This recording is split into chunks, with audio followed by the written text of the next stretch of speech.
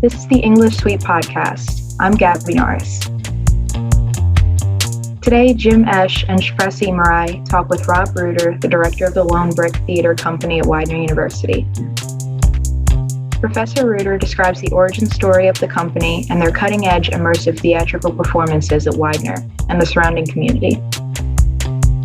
Lone Brick Theater will be performing Metamorphoses, a play by Mary Zimmerman based on myths from Ovid's Metamorphoses. The play will be performed at the end of March and early April of 2022.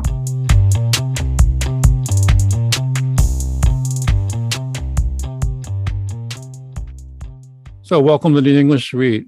I'm Jim, and we are joined here by a special guest, Rob Reutter, the director of the Lone Brick Theater Company. And we also have a student co-host today, Shpresa Ymeraj, who's appeared on the podcast a few times before. So welcome to both of you, Shpresa and Rob. Thank you. Thanks. Thank you, Jim. Thank you very much. Thank you for having me. Rob, we've been wanting to talk about Lone Brick Theater for quite a long time. I thought we could just start by introducing our audience to Lone Brick Theater. Where did it come from? Also, if you could tell the story of how the name came about. Sure, absolutely. Lone Brick Theater, as a company, as Widener's resident theater company, began in 2013. And it was developed out of a proposal that came out of the English department to kind of bring theater back to campus because we had lost Theater Widener at that time. And the physical theater Widener that stood where Harris Hall now stands was demolished. And so as the English department, we kind of all got together and you were there, of course, for these conversations, Jim. And we talked about how is it that we make sure that theater presence is still there, that there's still that outlet, and that we can still compete with other liberal arts colleges and universities in the area because everybody has a theater program of some kind. And so a theater company was born out of that. But when the old theater was demolished, I kind of snuck on over there and looked at the rubble and decided I was going to pick up one of the bricks that remained. It was a beautiful old brick church. And I picked up this single brick and looked at it and said, well, there's the title of our theater company there. There's our name. It's Lone Brick Theater, a single brick that both represents Widener's theatrical past, but is also the foundation for our future. And so Lone Brick kind of hopefully was filling a void in terms of giving us a theatrical outlet for students, faculty, staff, and also, people from the community. And so Lone Brick was envisioned because there was no dedicated theatrical space on campus.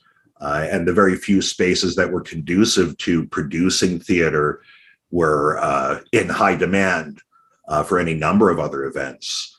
It became about trying to find innovative spaces and places and ways to perform theater. And hence we came up with our slogan, if you will, discovering performance in unlikely places, which had us performing in classrooms, the basement of the university center, outdoors, kind of all over the campus, finding any place that we could. And so really what we focus on as a company is that idea of art as being something that does come up in places that we don't necessarily expect.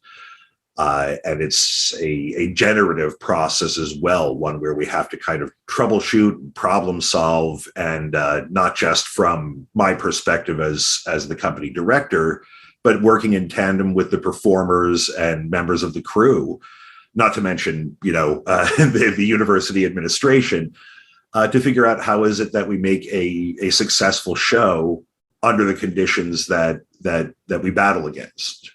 And we're not unique in that respect. There are many theater companies, especially in the Philadelphia area, that have that kind of dilemma. That's what we look to do is to ultimately form kind of a collaborative company where the students help evolve it. They help guide the direction that we take in terms of some of the shows that we choose, what it is that we want people to see, how it is that performances are presented, so on and so forth. So it's really about creating a company and a community within that company.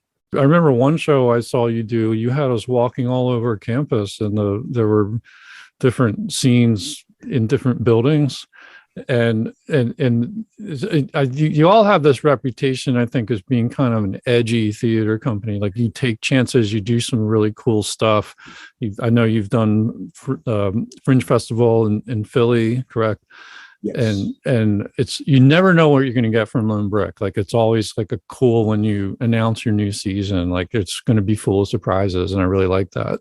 And last fall, you did a performance in Taylor Arboretum, correct? And I wanted to hand this over to Shpresa, because Shpresa, you saw this show yourself. It was called Lovers and Madmen: Visions of a Midsummer Night's Dream. Shpresa, why don't you take over for a bit and just share with Rob your impressions and some questions you have about that, like, really interesting performance. Sure, thank you. I want to begin with my ride there, because I made a big mistake. I typed in my on my GPS Taylor, I think, instead of Tyler instead of Taylor. And I ended up in the wrong arboretum.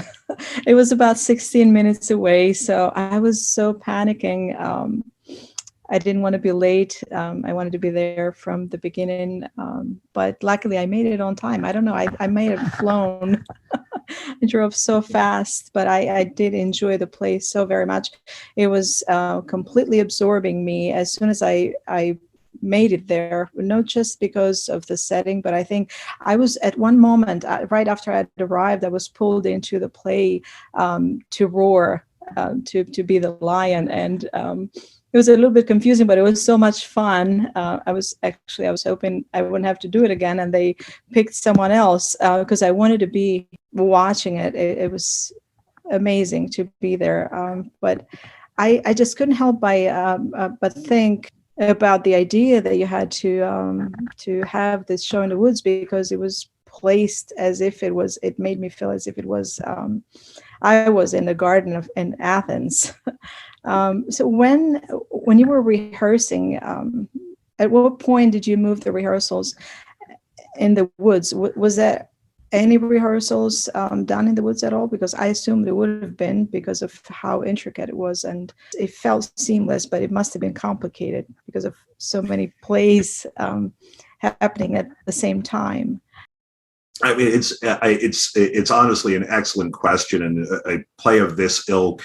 This goes back to what Jim had been saying in terms of trying to do something that's a little bit unique, a little bit edgy, and we're constantly about breaking the proscenium, that traditional arch in the theater that we usually watch theater through. So, of course, the kind of complex logistics of a moving performance like this, it absolutely necessitates being in the space. We did begin rehearsals in, I would say, May of that year, May to June of that year.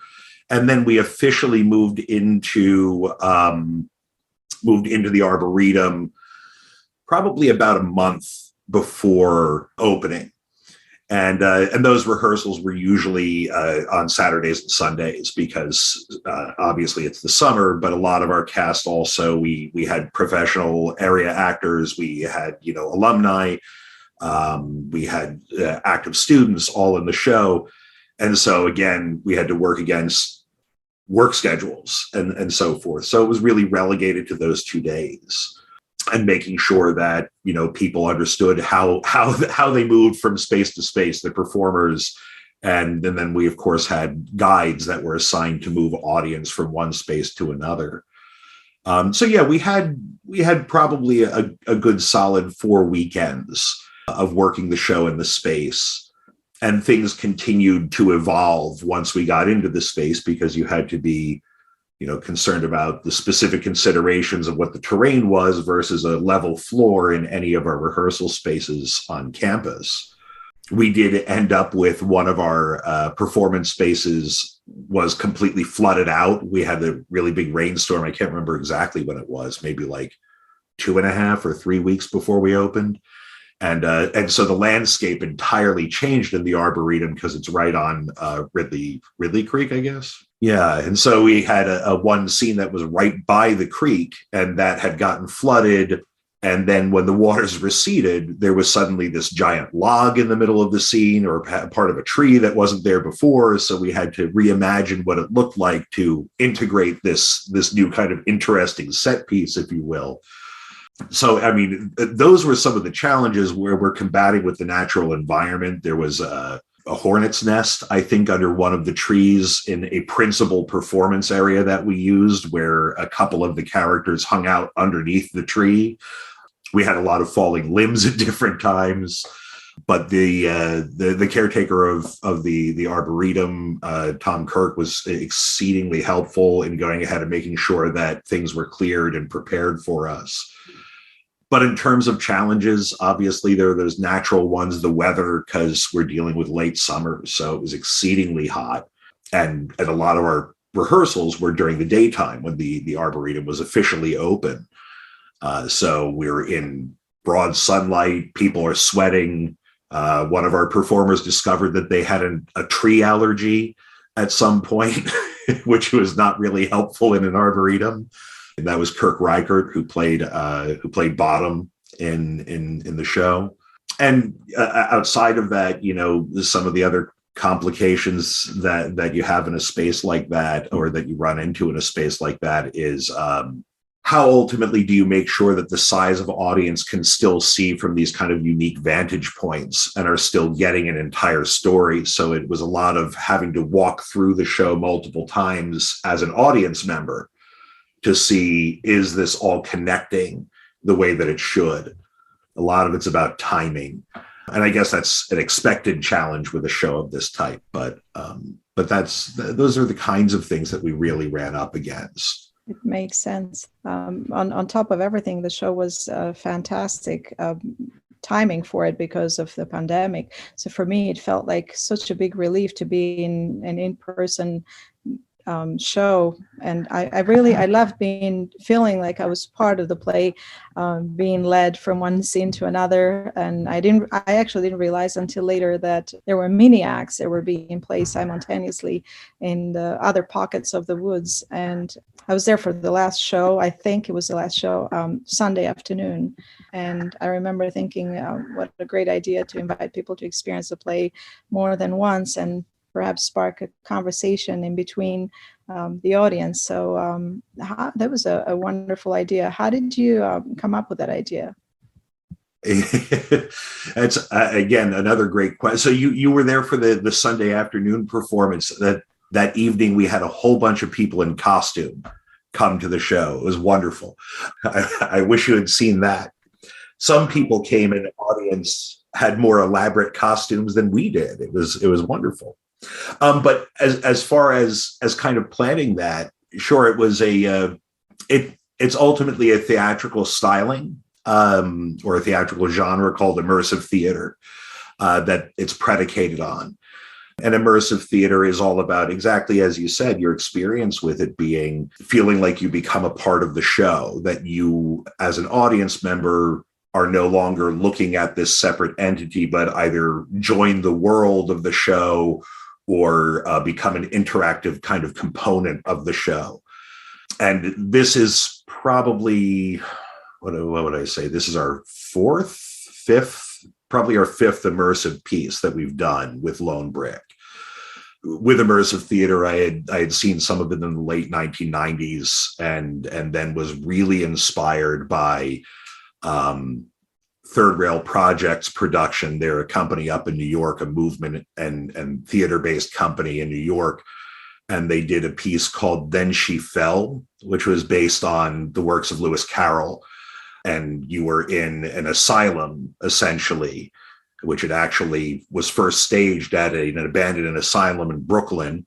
And then it moved to a permanent residence in Brooklyn, where you were taken through essentially like the minds of Lewis Carroll and Alice Liddell, encountering different characters from, through the Looking Glass and Alice's Adventures in Wonderland. And it was this very kind of claustrophobic, paranoid-driven piece, if you will. And that was one where different scenes evolved at different times. And so from my perspective as a director, and because I'm most of my scholarship in literature has to do with horror literature, and so I'm a very big fan of Poe. I took a similar approach to a degree using the works of Edgar Allan Poe, and we workshopped an immersive piece on campus back in 2014. And then the following year, we did our first fringe production, which was another outdoor locale at historic Rittenhouse Town in Philadelphia. And it was a play called Dissever My Soul that was all about Edgar Allan Poe's final days of life, which are all veiled in mystery because we don't know exactly where he was for several days. And then he shows up back in Baltimore when he was supposed to be going to New York. And so it looked at, what Poe did in those final days, and it became the story of him descending into the world of his own creation.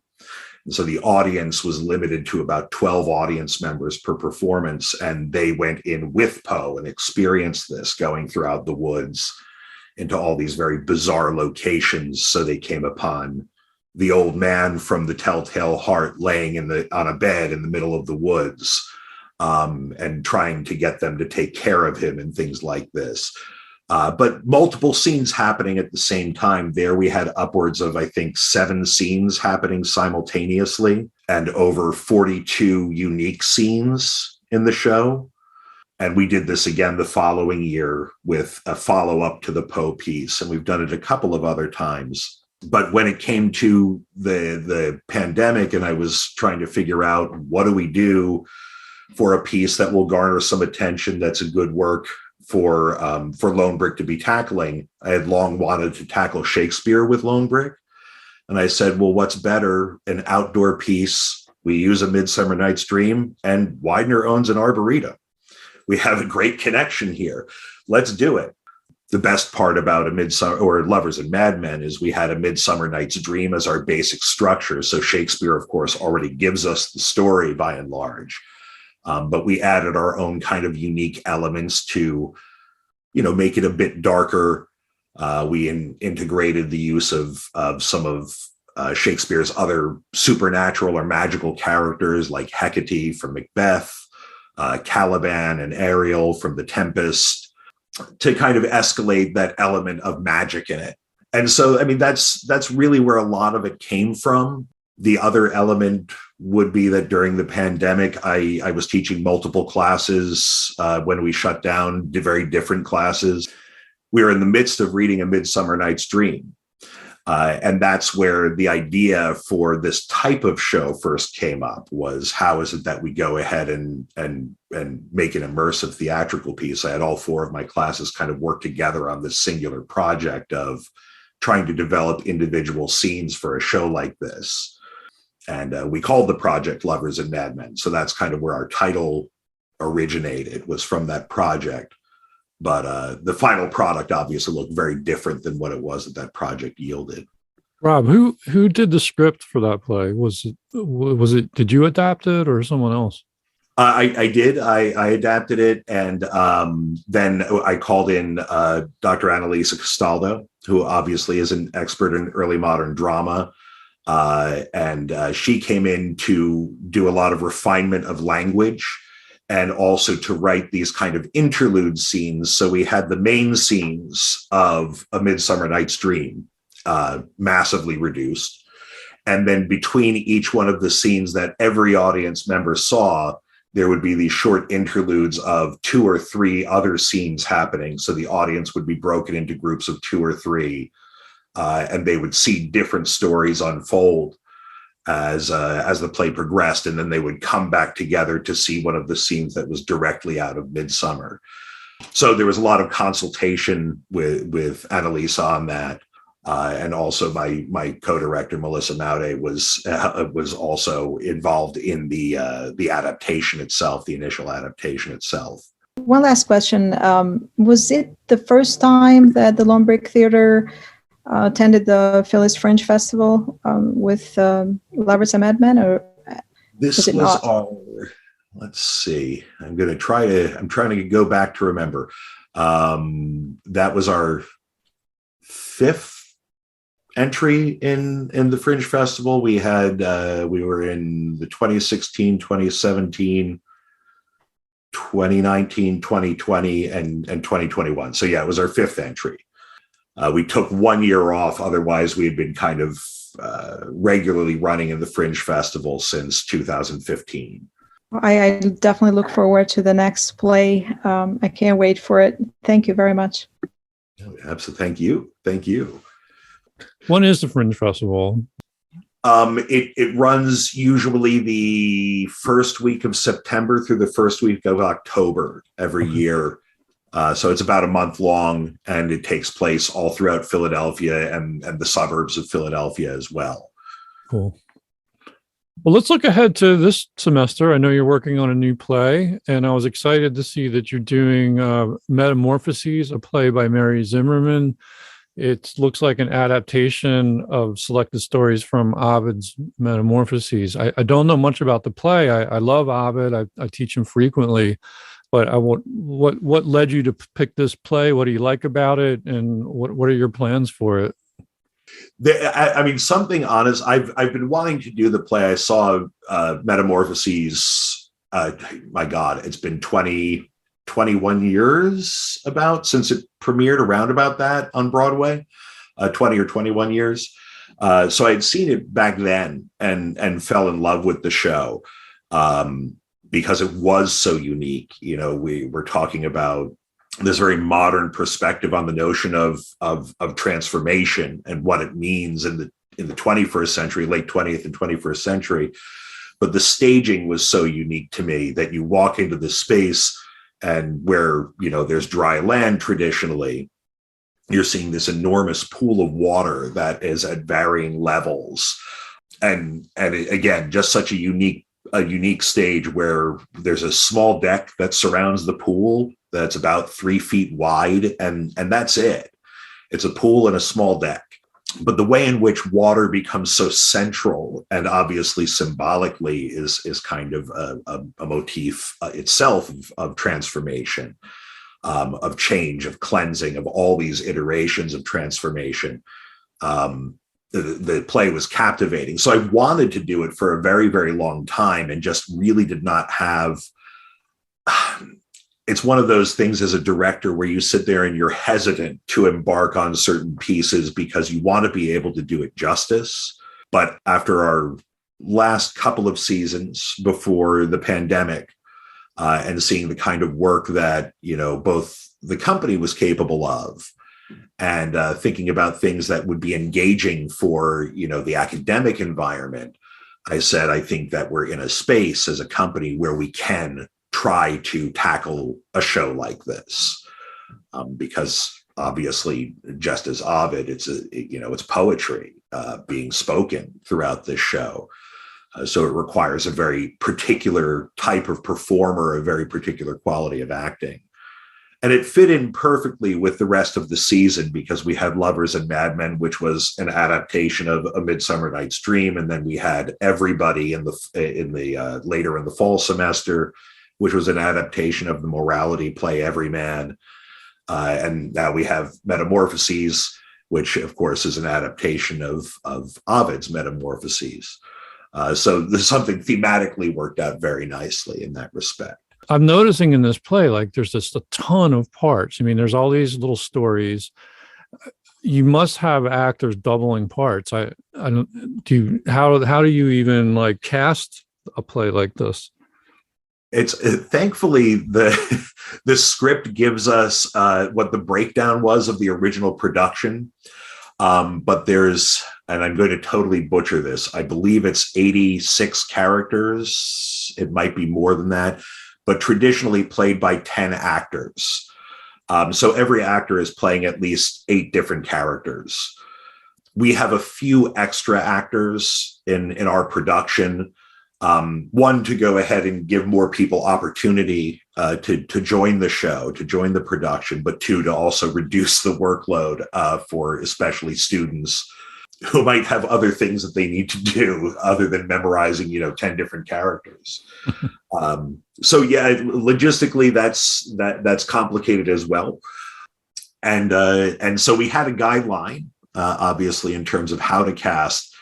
But then a lot of it became about availability. A lot of it became about who's comfortable doing what what is it that you can ask certain people to do, because some of the subject matter of it is, perhaps a little bit uncomfortable for, say, a first-year college student to be taking on. I'll say that. We have a wonderful, wonderful collection of actors in here. The director of Widener University's Fresh Baked Theater Company, Lisa Cosharel, is in our cast. She has actually been in all of our shows this season so far, as she was in Lovers and Madmen as well. We have four alumni of Widener. We have 4 standing students of Widener, and then the rest of our cast is filled out by some area performers as well. So again, it's a very eclectic collection of performers, a very talented and dedicated cast thus far.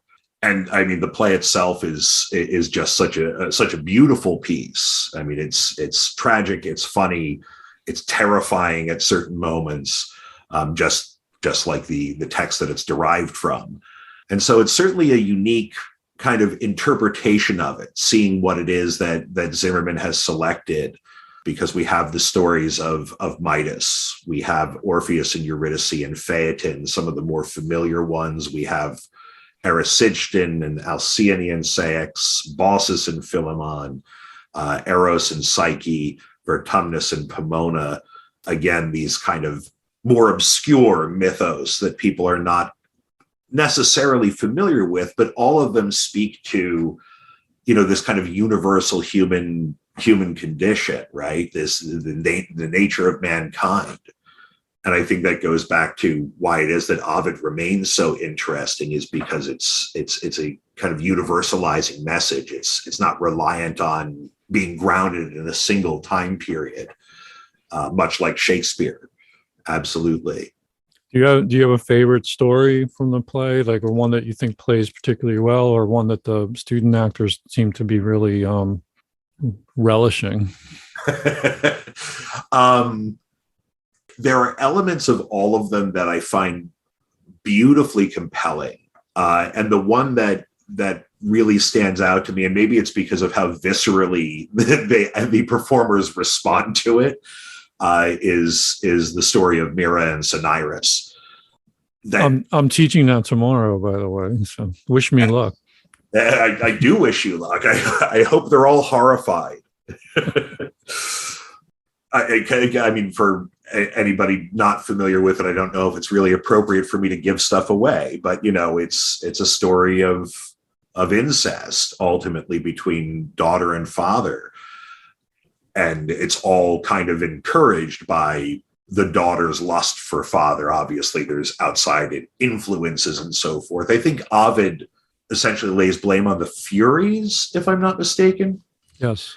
Yeah. So yes. One of the Furies, I don't know why, but one of the Furies had it in for Mira. Yes. Here it's Zimmerman uses Aphrodite for that. Okay. Which of course is, kind of antithetical to what it is that people might think of Aphrodite, the goddess of love. But so much of what Zimmerman is writing about is about the duality of both people and the gods, right? Those dual natures where they can be very benevolent, but then be wrathful with almost no logical reason. And so yes, it's a very uncomfortable piece. And actually, we do have a first-year student performing as Mira, and one of our alumni who actually has been with the company since it started in 2013. He was in our very first production. So he's a very well-seasoned actor and ultimately very compassionate toward his fellow actors. So people are very comfortable around him pretty quickly. And that's Jared Bernatowicz. And McKenna Stein plays Mira. Jared Bernatowicz plays Cinyras. But again, it's a very kind of, I don't know, the type of thing that by modern standards we still look at and are like, ew, right? Mm-hmm. Right. Often when you think about stories like that, and I don't know how much you would get into a conversation like this in the classroom, I know I've talked about it on set, is usually these types of stories, when we see a relationship like that, it's very much something that is instigated by the adult, especially the male adult in that kind of relationship. It doesn't make it better either way. But here the onus is being placed on the girl, and by extension, this kind of supernatural element compelling her. So there's a lot of a question about, the Jared, who is performing as Cinyras, had this moment of, this character isn't a terrible person per se. And I'm like, well, no, he's not. He's not out there saying I'm going to have relationships with my daughter.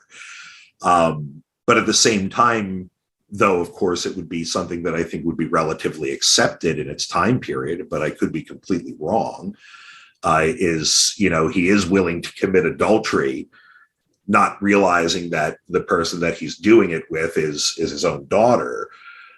So again, there's kind of those modern mores and values that audiences put or hold him to. It's interesting in terms of that inversion, and where does blame lie in this case, if indeed blame is a part of it, right? Or is it just what kind of happens? Things like this happen, and no matter how tragic they may be. And I mean, I think that if you have students who do see the production, there's obviously some of those distinctions in terms of how Zimmerman treats the work, and Mira is said in the play, they talk about Adonis, they talk about her being turned into a tree depending upon different legends, and then one is she dissolved into a shower of tears, and that's what Zimmerman claims actually happens. But of course, in the Ovid text, there's a little bit of the tree and a little bit of Adonis and a little bit of the tears, I think, all together, honestly. When and where will we be able to see Metamorphoses? It runs March 26th through April 2nd at Latham Hall, so right on campus. And we encourage people to bring their towels. It's like going to SeaWorld. You get wet in the first few. I'm really looking forward to that. And Rob, it's great to have you on finally on the podcast. One last question. Do you still have the lone brick? I do indeed. There are actually a couple of faux lone bricks that float around that people think are the real one. I still have it. It's sitting in a plastic bag at the bottom of my closet. And it's sooner or later. What do they call them? Non-fungible tokens? It's an NFT. Yeah. Like you've got to. Exactly. But occasionally the brick makes appearances in shows. So it's like an Easter egg that we throw it in there every now and again. Oh, cool. But cool. Maybe it'll appear in the pool. Well, thanks again. And thanks, Shpresa, for joining our conversation. Thank you so much. And asking those cool questions. And we will look forward to more cool theater from Lone Brick. I don't know how you do it, my friend. It's just amazing what you do. Well, it's the support that I get across, I mean, particularly in the humanities, but across the university, and the student support is just outstanding. So I couldn't do it without that. Otherwise, it would just be me standing on a corner shouting. Thanks, Rob. Thank you. Thank you, Jim. Thank you, Shpresa. Thank you, Professor Reutter.